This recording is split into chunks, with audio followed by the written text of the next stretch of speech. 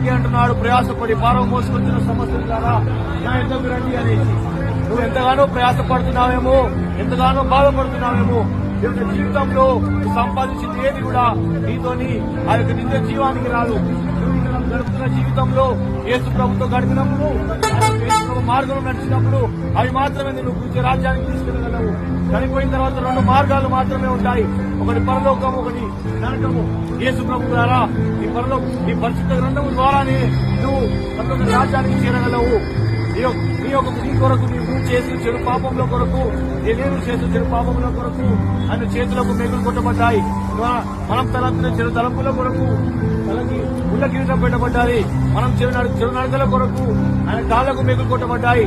మనం చేసిన చెడు పాపము, వాటితో చేసిన పాపం కొరకు ఆయన యొక్క శరీరం మొత్తాన్ని కూడా కొరడాతో కొట్టబడ్డారు. మన ప్రయోజనం కోసము, మన పాప రక్షణ